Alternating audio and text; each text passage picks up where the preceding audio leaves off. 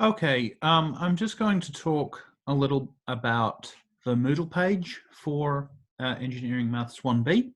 You'll note that the Moodle page is now live, so you can go and have a look at that. This is what you'll see as a student.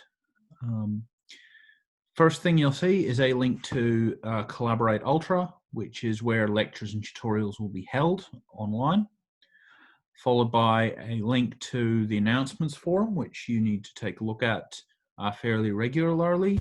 You're all subscribed to the announcement forum, so you should see the announcements in an email as well. The next thing up is a discussion of academic integrity. So it's a link to the UNSW page, and it's another video about academic integrity from me.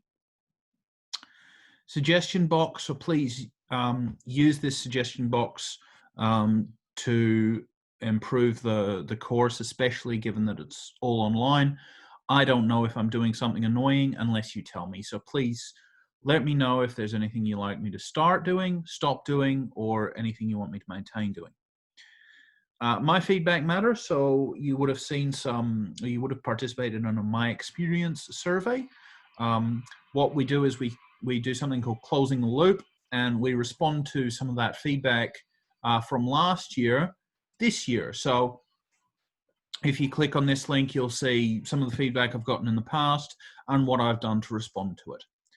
Library resources is a pretty good link. It's got exercises and other things that the university subscribe to that you might not know about. Maths and physics support, this is a link to the support program that we run. The support program also has another toggle further down in the course, so we'll discuss that later. Course contact details, you can either find that with this link or with the link under my face here. It's basically my email. I'm the only lecturer for this course, although there will be at least one other tutor. So if we scroll down a bit more, we've got all these tabs or toggles to look at. Why is this course useful? I've written some description of the course and where you might come across ODEs, multivariate calculus, and probability later on in your career. We then have the mathematics and physics student support program toggle. This is a program for people who've performed unsatisfactorily in Eng Maths A, who are repeating Eng Maths 1B, or are generally just struggling with the course. The support program provides additional tutoring to help you get across the line. All students are welcome. People who perform poorly are required. It is imposed upon them, except civilians. But anyone's welcome to turn up and attend sessions or to book consultations with either Paul Fraser or Matthias Rodriguez, whose beautiful faces appear here. They say to prepare for the sessions, please email questions and some of your working, and please do that in a timely fashion so we can actually prepare to help you in a good way. That's the link to book an individual consultation, and that link was also available further up the Moodle page. Okay, the next toggle is our assessment information and our course outline. So this tells you how you're assessed and the official course outline, telling you the learning outcomes, what type of assessments we've got. Then there's the lecture notes. The lecture notes define the course and define the syllabus. So you should be looking at the lecture notes, comparing that with the lecture material and your tutorial exercises. These lecture notes, it's essentially like a mini textbook, if you like. There are some textbooks, some of which are prescribed for the course and some of which are optional. Essentially, these form references. Parts of the course are based on these texts and so on. And it's always a good idea to have a look at them.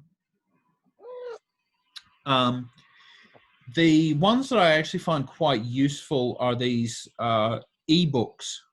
So Lax and in particular Logan. the first couple of chapters of Logan I find very good for ordinary differential equations. And you can just access that with this library link here. Hughes and Howlett, you would have seen from Engine Maths 1A. Barry and David's Essential Math Skills, that essentially summarizes what you should remember from high school.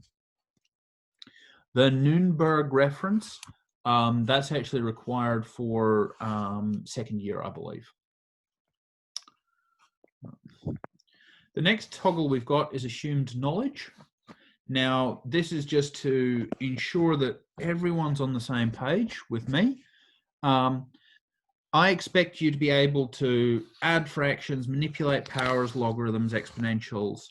I expect you to know how to deal with polynomials, differentiate them, solve linear and quadratic equations. I expect you to be able to solve simultaneous ones as well.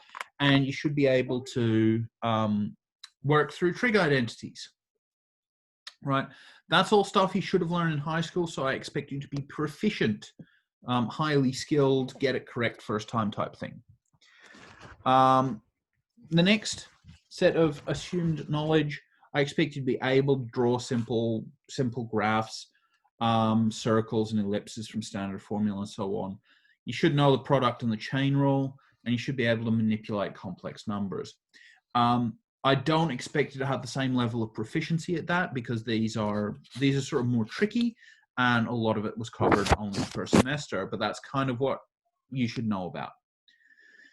When I say students are expected to have knowledge, that means you know what an integration by substitution is, you know how it works, but you might not be that skilled at selecting the correct substitution, or you might have a bit of trouble recognizing those things. So where they occur in our course, I'll remind you of all the details. However, you should know what they are. You should be able to, you should have done a bunch of examples on them in EM1A. So you shouldn't be asking, what is integration by parts? You should know that already. How do I do this integral? Is it by parts? Is it by substitution? That's kind of a reasonable question. If you feel that you're not proficient or lack a bit of this assumed knowledge, there's some exercises in this library book, and there's some exercises here to try. They're just little worksheets that come from the summer school version of this course. Okay, the summative assessment to be held in the notional exam week. More details will follow about that assessment later in semester.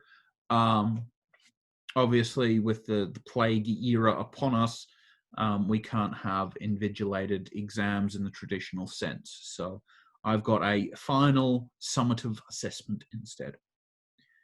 This one's going to be quite important. These are all your tutorial exercises and their solutions. I've made them all available from the start of the course.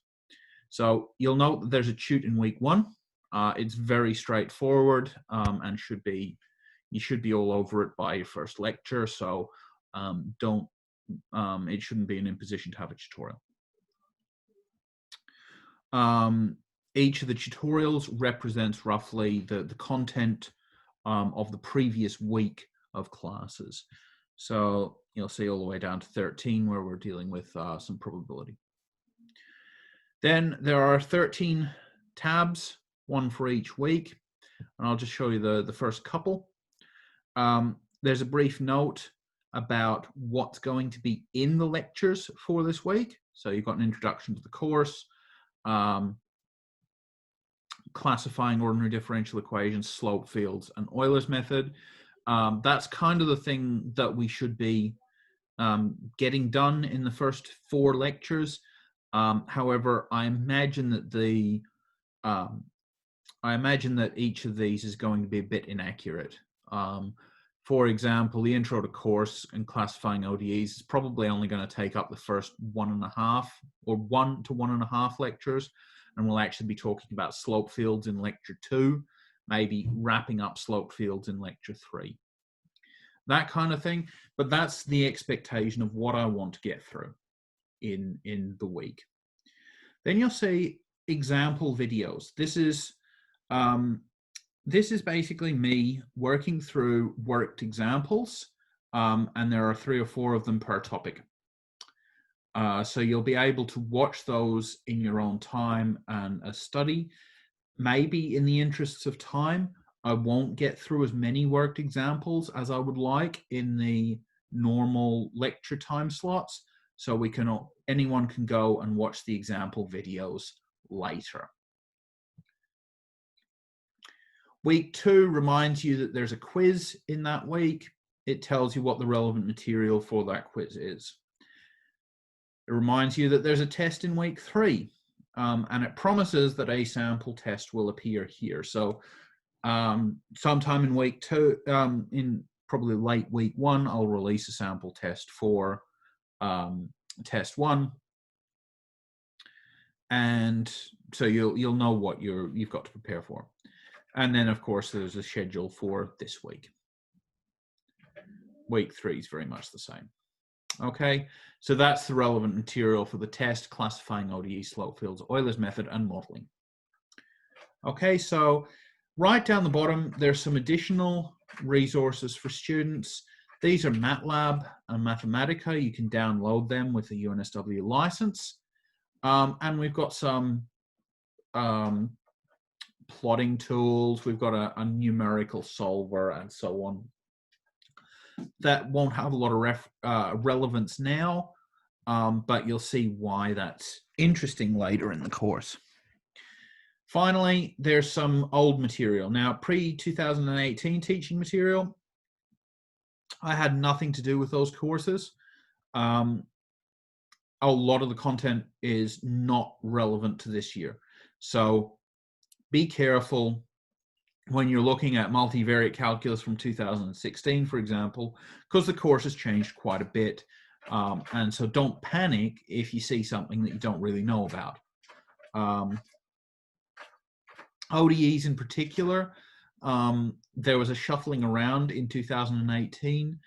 So there's a lot of stuff that's now covered in Maths 2A or Eng Maths 2A that used to be covered in Eng Maths 1B. So be aware that that still exists in the 2017 version of the course.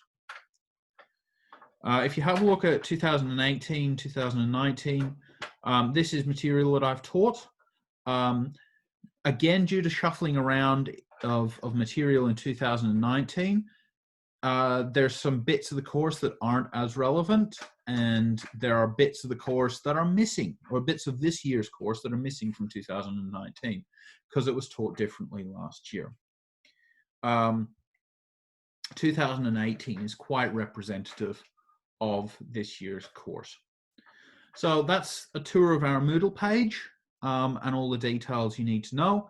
Importantly, this is where you got to click to see the lectures. So, and please let me know if you've got any suggestions using the suggestion box.